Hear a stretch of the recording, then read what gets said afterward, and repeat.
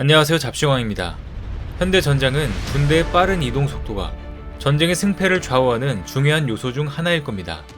소리보다 더 빠른 신무기들이 대량으로 사용될 것으로 예상되는데, 특히나 마 5 이상의 속도로 비행하며 표적을 향해서 날아가 타격할 수 있는 극초음속 무기의 등장은 미래 전쟁의 승패를 완전하게 뒤바꿀 수 있는 게임 체인저로 꼽힙니다. 그런데 이러한 극초음속 무기가 드디어 한국에도 개발됐다는 소식이 나와 주목을 끌고 있습니다. 그동안 베일에 쌓여져 있던 대한민국의 최첨단 극초음속 비행체가 드디어 공개된 것입니다. 이번에 국방과학연구소가 공개한 극초음속 비행체는 일명 하이코어라고 불리며 러시아에서 개발된 극초음속 미사일의 스펙과 동일하거나 그 이상을 뛰어넘는 수준을 보이고 있다고 하는데요. 이 소식에 아무래도 가장 놀란 것은 주변국인 중국과 일본입니다. 그래서 오늘은 한국의 극초음속 미사일 개발이 어떻게 진행되고 있고 주변국들은 어떠한 반응을 보이고 있는지 자세히 알아보겠습니다. 군 관계자들 사이에서는 국방과학연구소가 개발 중인 무기체계 중에 절대로 언급하면 안 되는 3가지 전략 무기가 있다고 말합니다. 그중 첫 번째가 현무로 알려진 탄도미사일, 두 번째가 초음속 순항미사일, 세 번째가 한국형 전자전 체계인데요. 실제로 이 3가지 사업은 최고 극비 사업으로 분류되어 관련된 논문이 군사학술대회에 제출되는 것조차 차단되고 있습니다. 즉 개발이 거의 다 완료되기 전까지는 세상에 공개되지 않는다는 말입니다. 그런데 지난 9월 15일 국방과학연구소는 한국형 SLBM 시험 발사를 진행함과 동시에 철룡 장거리 공대지 미사일과 한국형 초음속 순항미사일을 공개하였습니다. 그런데 초음속 순항미사일을 공개한 지 얼마 되지 않아 그보다 몇 배는 더 빠른 극초음속 미사일 기술을 공개한 것입니다. 극초음속 미사일은 30에서 70km 고도에서 분리된 탄두가 음속의 최소 5배, 마 5 이상으로 저고도에서 활강하는 미사일로 비행 궤적과 낙하 지점 예측이 힘들어 현존하는 미사일 방어 체계를 무력화할 비대칭 전략 무기로 평가됩니다. 최근 방위사업청은 2021 국방과학기술 대제전을 개최하며 4차 산업혁명 관련 첨단 국방과학 기술의 개발 성과를 발표했습니다. 여러가지 최첨단 기술들이 공개되었지만 그중 가장 주목을 받은 것은 초고속 발사체 및 비행체 구조 기술이었습니다. 이번에 국방과학연구소가 공개한 것은 일명 하이코어로 불리는 초고속 발사체 시험 모델인데요. 국가연의 주도로 한화, 현대로템, 다남 시스템즈가 협력하여 제작 중인 하이코어는 극초음속 미사일이 갖춰야 할 기능을 거의 다 갖추었습니다. 하이코어는 길이 8.7m에 무게는 2.4톤으로 크게 순항체와 인터스테이지 2개의 부스터로 구성됩니다. 비행 제어 장비와 기동식 날개가 연결되어 있어 비행 경로를 바꾸거나 움직일 수가 있고, 관성 항법 장치가 있어 미사일처럼 적을 찾진 못해도 정해진 코스로 정확히 날아가며, 무엇보다 듀얼모드 스크램제트 엔진이 장착되어 초고속 추진이 가능합니다. 이번에 극초음속 비행체의 속도에 대해서는 자세하게 공개되지 않았는데요. 그런데 전문가들에 따르면 마 9 이상의 속도를 가진 러시아의 지르콘 미사일과 동급이거나 그 이상을 능가할 수 있다고 말하고 있습니다. 기본적으로 제트 엔진은 엔진 안에 터보팬이 돌아가서 공기를 압축, 연소하여 추진력을 얻는데, 문제는 속도가 마 2를 넘어가는 초고속이 될수록 팬이 오히려 추력을 약하게 만듭니다. 이 문제를 해결해서 초고속으로 들어오는 공기를 바로 연소시키는 것을 램제트 엔진이고, 램제트보다 연소실에 유입되는 공기를 더 빠르게 만드는 엔진이 스크램제트 엔진이라고 하는데요. 듀얼모드 스크램제트 엔진은 속도에 따라 엔진의 모습이 램제트가 되었다가 스크램제트로 바뀔 수 있습니다. 1단 추진체를 통해 10톤의 추력으로 12초 안에 마 1.2까지 가속하고, 2단 추진으로 마 6.2, 시속 7000km의 극초음속을 달성하게 되는 구조입니다. 이후 2단 부스터와 활공체 사이를 이어주는 인터스테이지까지 분리된 뒤에야 본격적으로 스크램제트 엔진이 가동되는데요.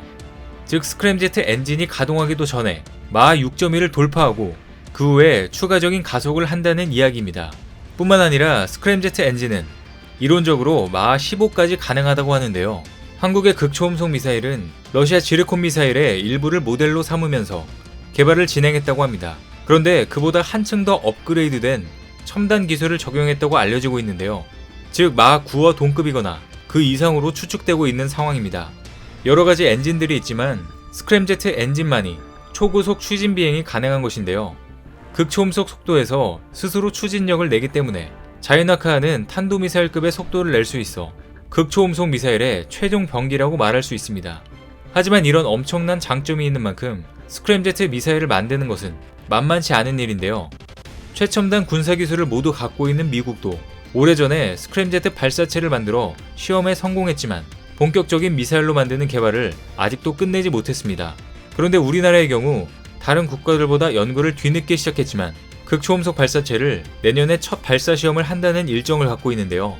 이렇게 기간이 단축된 이유는 국가연은 개발 비용과 기간을 동시에 낮추는 방법으로 기존에 개발된 유도무기와 미사일을 대량으로 도입하여 위험성을 낮출 계획을 갖고 있습니다. 우선 하이코어의 디자인이 상당히 검증이 되어 있습니다.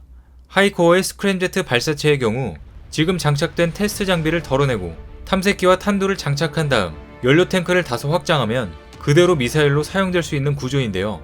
또한 하이코어의 1단 부스터의 경우 KVLS-1 나로우가 위성을 올리는 데 사용한 2단 킹모터 기술이 들어가 있고 2단 부스터의 경우 우리 군의 전술 지대지 유도탄에 로켓을 개조한 것입니다. 발사대의 경우 현무2C를 발사한 발사대 기술을 그대로 활용해 비용과 신뢰성을 동시에 잡았습니다. 다만 하이코어가 진짜 극초음속 미사일로 바뀌려면 몇 가지 어려움을 극복해야 합니다. 먼저 스크램제트 엔진의 비행시간을 늘리기 위해서 연료 탱크를 늘려야 하고 무거워진 극초음속 비행체를 가속하기 위해 부스터의 힘을 더욱 늘려야 할 수도 있습니다. 그리고 고온, 초고속에서 잘 작동하는 탐색기를 개발하는 것도 극복해야 할 과제입니다. 하지만 이 기술을 활용하게 되면 여러가지 미사일에 적용할 수 있는데요. 우리 군의 공격력을 몇 차원 더 업그레이드 할 수 있는 것입니다. 사실 스크램제트 엔진은 우리도 오래전부터 준비 중이었는데요. 2012년 한국항공우주연구원에서 밝힌 논문에 따르면 이미 당시 스크램제트 엔진 핵심 구성품인 극초음속 흡입구와 연소기의 성능 검증을 완료하였고 탄화수소 스크램제트 엔진 설계 기법 구축을 통하여 항공기술 선진국과 비교하여 뒤지지 않는 연구 능력을 이미 확보한 상태였습니다. 그래서 이제 그 기술이 실제 비행체로 공개된 것입니다. 우리 군은 극초음속 무기의 시험 발사를 내년까지로 마무리 짓고 2030년까지 실전 배치할 계획인 것으로 알려졌습니다.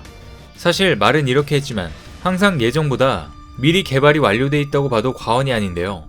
사실상 마하 10급의 극초음속 미사일은 전 세계 어느 지역이든 한두 시간 내에 타격이 가능하고 현존하는 가장 강력한 요격 체계로도 막는다는 보장을 할 수가 없는 상황인데요. 지금의 기술로서는 방어할 수 있는 마땅한 수단 또는 대책이 없기 때문에 많은 군사 강국들이 모든 기술을 총동원하여 극초음속 무기를 개발하려고 하는 것입니다. 현재 가장 앞선 기술을 갖고 있는 것이 러시아고 미국과 중국이 그 뒤를 따라가고 있습니다. 그런데 많은 군사 강국도 개발하지 못한 극초음속 무기를 한국이 개발했다는 소식에 가장 민감하게 반응하는 것은 바로 주변국인 중국과 일본인데요. 먼저 중국의 군사 매체에서 한국의 극초음속 미사일 개발이 두려운 이유라는 제목의 글을 올리며 한국의 미사일 기술력을 집중 분석했습니다. 한국의 미사일 개발 속도가 주변국들에게 충격을 안겨주고 있다. 현무 탄도미사일 개발 경험을 바탕으로 중거리 탄도미사일과 대륙간 탄도미사일 개발은 물론 북한과 중국을 겨냥할 수 있는 극초음속 미사일까지 개발하려는 움직임을 보이고 있다. 러시아의 극초음속 미사일 기술이 전부 다 한국에게 간 것이 아니냐, 중국의 극초음속 미사일 기술이 더 훌륭하다 등의 반응을 보이고 있습니다. 뿐만 아니라 일본에서도 마찬가지의 반응입니다. 일본은 미국 다음으로 세계 최고의 방공망을 보유하고 있다고 자화자찬하고 있는데요. 최근 11월 말에 진행된 자위대 훈련에서도 일본의 방공 능력을 한없이 자랑했습니다. 그런데 바로 일주일 만에 한국이 극초음속 무기를 개발했다는 소식이 나오자 굉장히 당혹스러운 모습을 드러내고 있습니다. 한국이 저 무기를 개발했을 리 없다. 한국은 중국처럼 거짓말로 무기를 만드는 것 같다. 일본도 사실 모든 미사일 기술을 갖고 있다.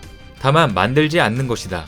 적기지 공격이 가능해지면 가장 먼저 한국을 공격해야 한다는 등 열등감과 분노를 표하고 있습니다. 이와 같이 방위산업을 선도할 국방과학 기술의 시대적 변화와 중요성이 어느 때보다 강조되는 시점에서 대한민국의 국방과학 기술은 빠르게 변화하는 미래를 준비하고 있습니다. 대한민국의 국방과학 기술력, 그 중에서도 미사일 기술이 세계 최고 선진국과 어깨를 나란히 하고 있습니다. 우리나라의 국방력 증강에 도움을 주고 있는 많은 분들을 응원하면서 하루빨리 극초음속 무기가 실전 배치되어 중국과 일본의 코를 납작하게 만들어주길 기대해보겠습니다. 오늘 준비한 소식은 여기까지입니다. 댓글을 통한 여러분들의 많은 의견 기다리겠습니다. 많은 분들의 생각이 모였을 때 진정 가치 있는 지식이 완성될 것입니다. 시청해주셔서 감사합니다.